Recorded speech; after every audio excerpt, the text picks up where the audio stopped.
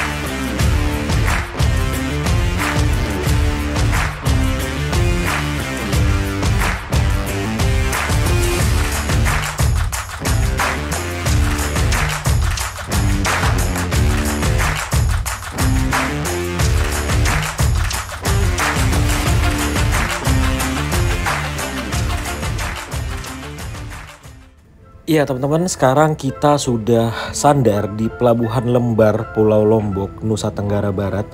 Dan perjalanan kita menuju ke Terminal Mandalika kurang lebih 1 jam lagi. Kita akan tiba di Terminal Mandalika. Nah, ini sudah turun dari kapal ya, dan di sini ada beberapa penumpang yang akan turun dan melanjutkan perjalanan naik travel. Dan kita sudah meninggalkan Pelabuhan Lembar. Ini jalanan dari Pelabuhan Lembar menuju ke Kota Mataram. Ini jalannya sepi, dan juga jalannya tuh lebar dan halus. Ini enak banget sih jalanannya.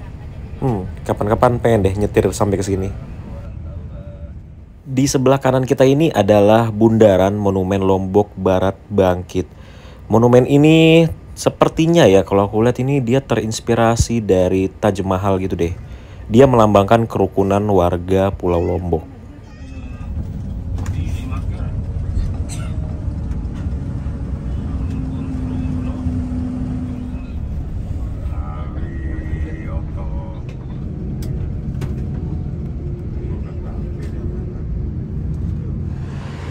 Ya, akhirnya kita sampai juga di Terminal Mandalika, Kota Mataram, Nusa Tenggara Barat. Dan di sini tempat servis makannya nih, Tiara Mas.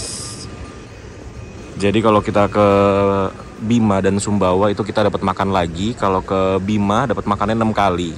Kalau sampai Lombok seperti aku ini dapat makannya 4 kali. Dan di sini tuh rame banget warga lokal yang jualan buah-buahan. Ini sepertinya buahnya mereka dapatkan dari hasil kebun mereka yang mereka jual ke terminal. Karena di terminal ini banyak pendatang yang biasanya cari oleh-oleh buat keluarganya di rumah. Jadi mereka jualan di sini. Ini banyak banget salak sama apel nih.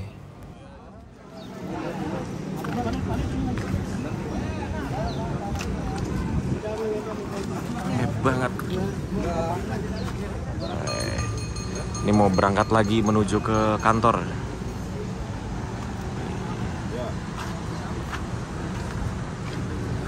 Kapan ke Jakarta lagi, Pak? Hari apa? Kita nih belum apa namanya, kan nggak tahu di Berhenti dulu ya, di sini ya. Ke timur dulu baru. Oh, mungkin minggu depan baru ke Jakarta. Iya, Pak. Oke, sampai ketemu Jakarta ya, Pak. Mari. Ini bisnya mau berangkat ke kantor untuk turuni paket tuh kan, banyak paket. Ada yang diturunin di Mataram, paket-paketnya. Terus juga di dalam juga full paket. Penumpangnya luar biasa sekali. Perjalanan yang menyenangkan, tapi ini kalau kalian gak hobi naik bis, sebaiknya jangan dicontoh karena capek banget. Tapi kalau kalian kepepet, nanti mau nonton MotoGP nggak dapat tiket pesawat atau tiket pesawatnya melambung tinggi 3-4 kali lipat, ini rekomendasi dari aku untuk berangkat ke sirkuit Mandalika naik bis.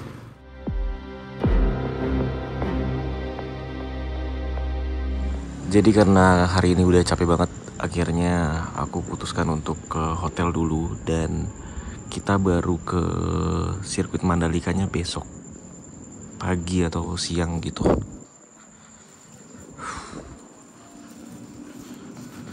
Belum makan, Mas? Nah, jadi ini penginapan kita.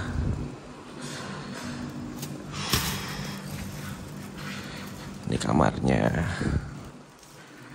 By the way, ini aku sewa. Ini nyarinya dari hotel, dari tiket.com. Dari tiket.com, pesan di tiket.com 2 hari itu 293, berarti per harinya itu sekitar 145 ribuan. Seperti itu. Dan ini kamarnya bagus sih. Lega, terus ada AC-nya, ada TV, ininya double ya, besar. Terus di sini ada meja, sini ada kaca, terus sini ada lemari tapi nggak ada pintunya. Nah di sini kamar mandinya seperti ini, bersih. Dan fun fact-nya,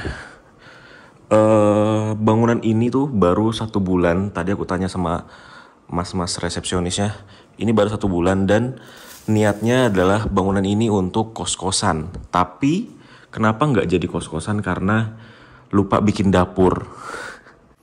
Jadi owner penginapan ini lupa bikin dapur. Akhirnya yang tadinya bangunan ini mau dibikin kos-kosan, akhirnya dijadikan penginapan dan bekerja sama dengan Red Doors dan juga Oyo. Dan ini dari Mall Epicentrum Lombok Epicentrum Mall itu cuma sekitar 100 sampai 150 meteran aja. Jadi dekat banget dan strategis banget di tengah kota, tapi harganya murah banget, cuma 145 ribuan aja. Seperti itu. Jadi buat kalian yang lagi iseng-iseng main di Lombok, pengen nyari penginapan di tengah kota, tempat ini boleh kalian jadikan salah satu pilihan. Kalian bisa lihat kamarnya enak banget. Tuh. Terus ada tampah-tampah gitu. Nampan ya. Iya, seperti itu. Oke. Ini aku makan dulu. Ini pesan di Gojek. Ini ada telur dadar. Jadi hari ini kita mau main dulu ke Terminal Mandalika untuk lihat-lihat ada apa aja di terminal itu. Ada bis apa aja yang sekarang jam 8.30 tuh lagi standby di Terminal Mandalika. Kita mau lihat-lihat dulu di Terminal Mandalika tuh situasinya seperti apa. Dan ada bis apa aja di Terminal Mandalika. What a wonderful world.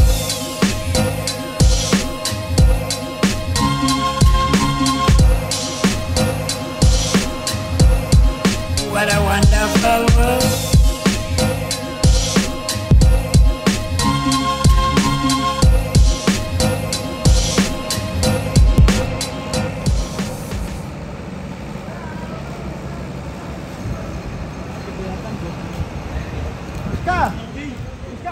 Oke, sudah puas lihat-lihat Terminal Mandalika dan sekarang kita mau menuju ke sirkuit Mandalika.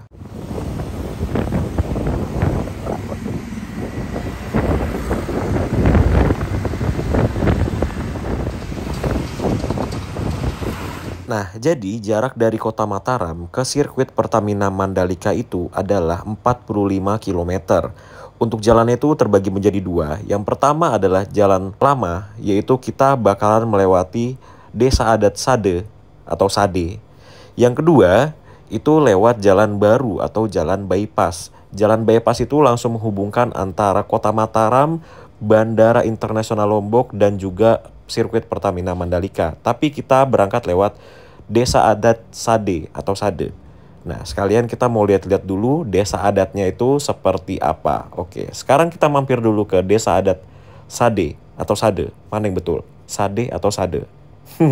Oke, sekarang kita lihat-lihat dulu desa adatnya ini seperti apa. Oke, langsung aja kita ke Desa Adat Sade.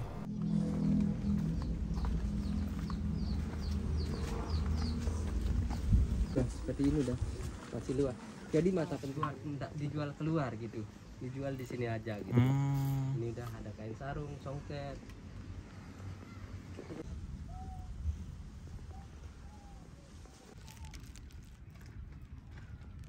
Tempat ketemuan. Iya, jadi yang paling sering ini tempat ketemuan anak gadis kalau mau dibawa lari. Oh, di sini. Iya, silakan mungkin masnya mau ngambil foto silakan. Jadi pohon itu semacam tempat nyomblangin. Kita naik ke atas tempat paling tinggi di Desa Sade. Wah.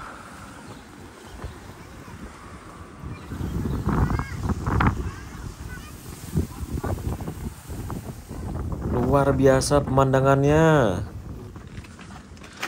Wah, masak di sini. Langsung dari sini. Ya, baik, silakan bisa. Oh, bisa masuk nih. Enggak apa-apa. Ya, jadi bentuk bangunan rumah Dacimi di sini pendek depan, Mas, rendah depan. Oh, rendah depan ini ya. Jadi filosofi biarpun tidak ada milik rumah udah merunduk menghormati. Oh, gitu. Silakan. Hati-hati, Mas.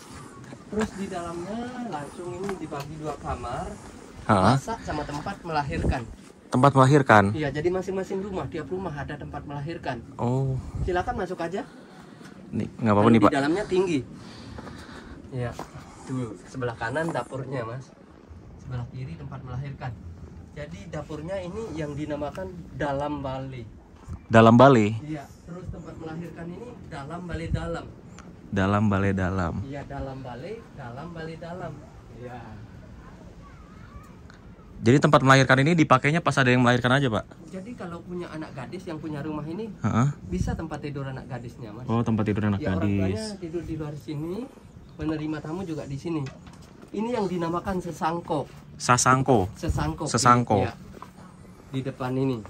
Ini ruang tamu. Iya, orang tuanya tidur di luar sini. Sesangkok dalam balai, Dalam balai dalam. Ah, itu dah. Iya. Jadi balai tani ini dibagi 3 pintu. Pintu sesangkok, pintu dalam balai, pintu dalam balai dalam.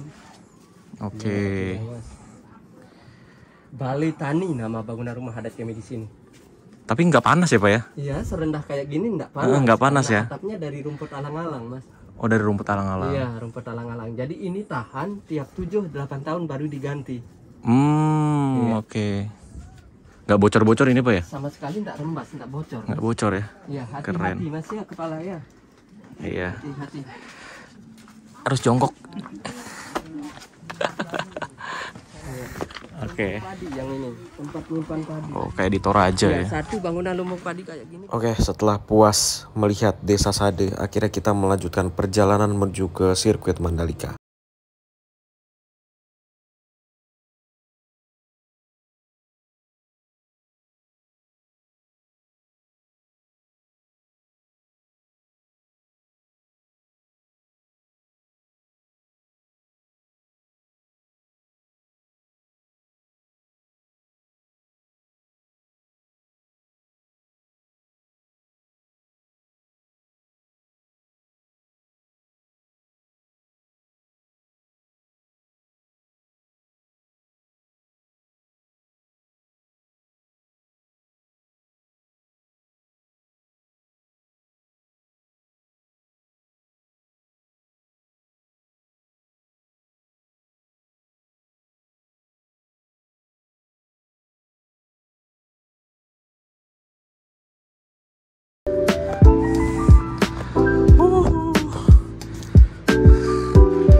Wah, gila bagus banget. Gila. Bagus banget. Wah, kacau. Akhirnya kita sampai juga di sirkuit Mandalika.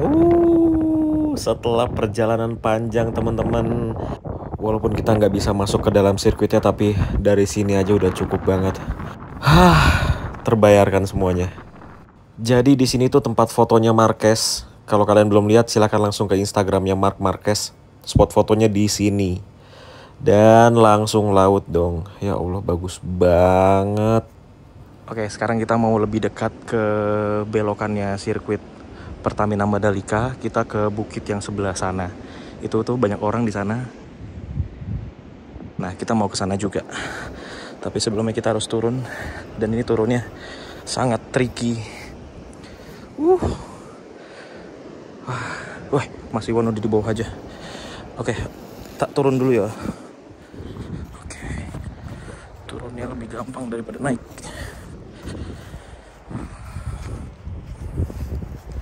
Tapi licin sih.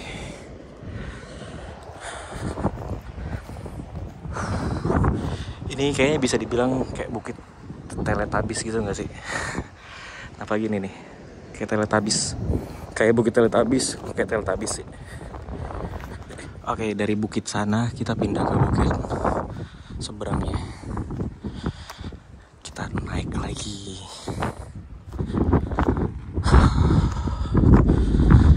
Ini kalau nggak pernah olahraga nih,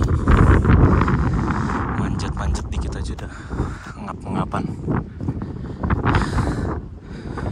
Oke, kita lanjut lagi kalau di atas.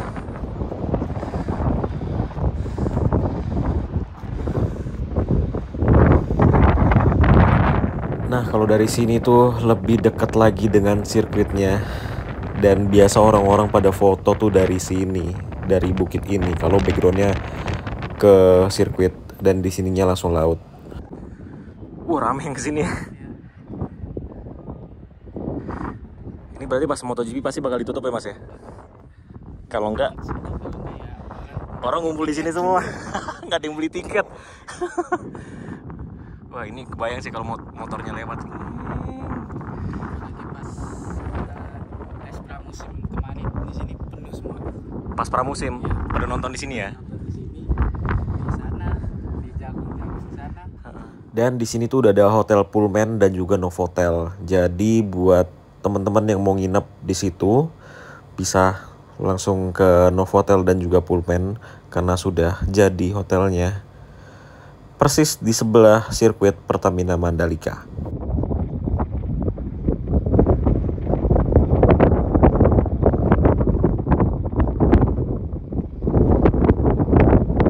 Nah, kalau kita bosan lihat sirkuit, kita langsung aja ke belakang, putar balik badan dan jalan beberapa langkah. Ini agak naik lagi sih ke atas bukitnya lagi. Dan dari atas bukit ini kita langsung bisa ngeliat, tada, laut lepas. Waduh, luar biasa. Gimana coba riders MotoGP-nya kemarin nggak malah pada liburan? Orang view-nya sebagus ini. Luar biasa Lombok.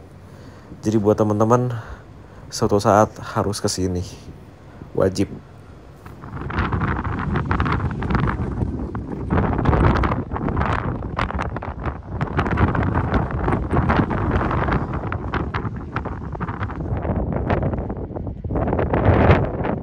Selesai kita lihat-lihat sirkuit Pertamina Mandalika dari atas bukit.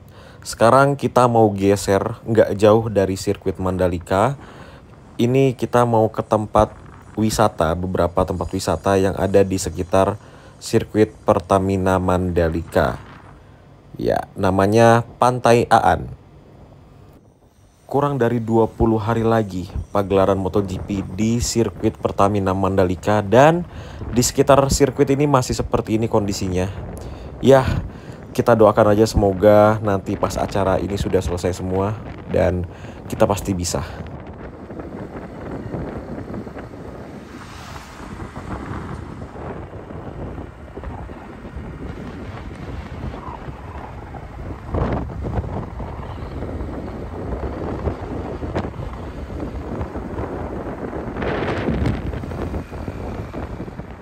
Dan di sini ada tugu dengan tulisan Welcome to Mandalika, tapi belum dibuka. Sepertinya baru jadi. Wah, bagus banget.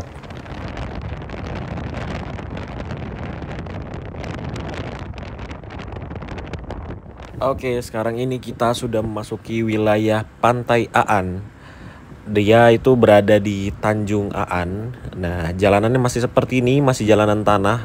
belum diaspal, belum dibagusin. Nanti kita akan lihat bagaimana pantainya tuh kayak gimana. Terus juga di situ ada bukit. Nanti kita akan naik juga ke bukitnya.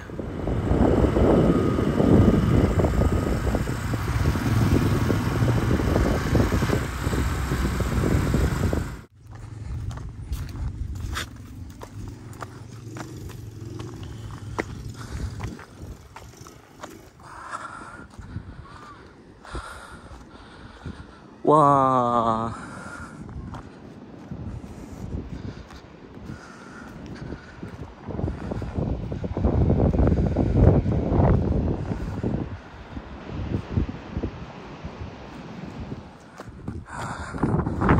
Oh. Ini namanya Tanjung ya? Ya, Tanjung Kan. Bukit Merese. Wah, subhanallah, indah sekali. Airnya itu bening. Airnya bersih.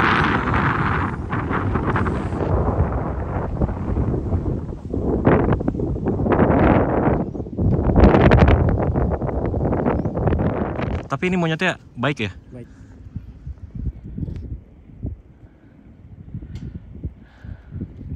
Kaget, kirain apa lari-lari.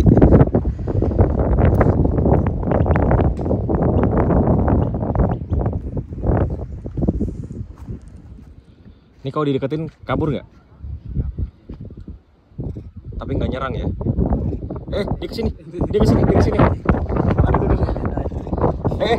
Iya, sudah puas kita melihat view dari atas. Sekarang aku mau turun ke bawah ke pantai sana tuh yang putih banget. Oke, sekarang kita langsung aja ke pantai.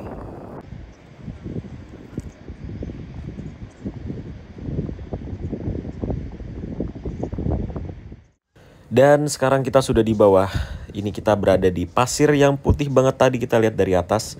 Tadi tuh kita dari atas sana. Tuh, tadi kita dari situ. Sekarang kita sudah di sini ngelihat. Wah, ini pasir putih banget ya Allah. Bisa seputih ini pasir ya.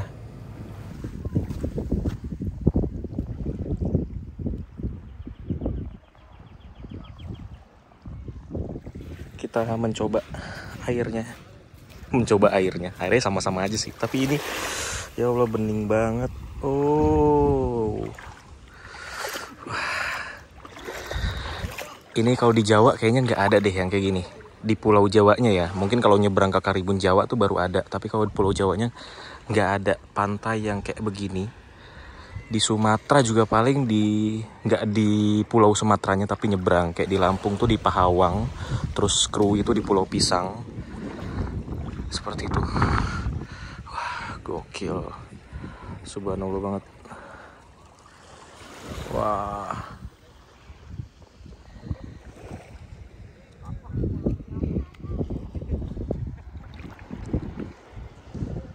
Dan di sini tuh tenang banget rasanya. Kayak masalah hidup tuh lagi pada hilang gitu selama di sini. Nanti keluar dari sini masalah hidupnya balik lagi. Tapi orang di sini kalau liburan biasa ke tempat-tempat gini nggak, Mas? Iya. Ke tempat gini juga. Iyalah. Aku kalau tinggal di sini juga tiap hari liburan.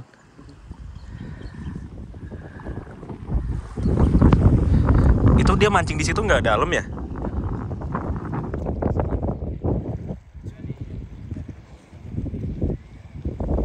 Iya, tapi dia udah di ujung-ujung biru itu loh.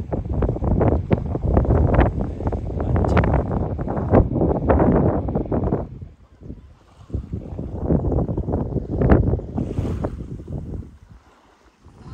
Loh, di sini pasirnya ini padat ya? Ya ampun, enak banget injeknya. Wah, pasirnya enak banget.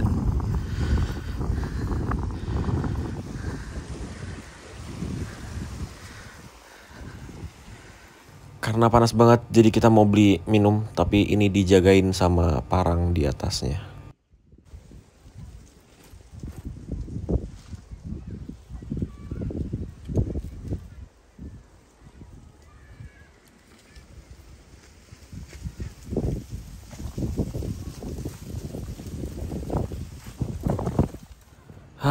Kalau di dekat rumah ada kayak ginian sih, bisa-bisa aku tiap hari mainnya ke sini terus ini.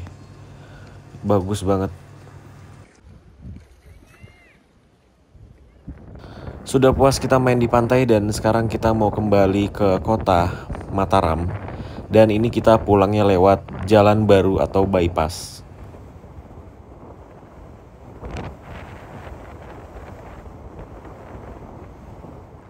Jadi jalan bypass ini dibuat memang sengaja karena untuk mempercepat akses dari kota Mataram menuju ke Bandara Internasional Lombok atau Lombok International Airport. Terus juga dari bandara menuju ke sirkuit Pertamina Mandalika. Jadi tinggal lurus aja terus. Dan jalannya itu bagus.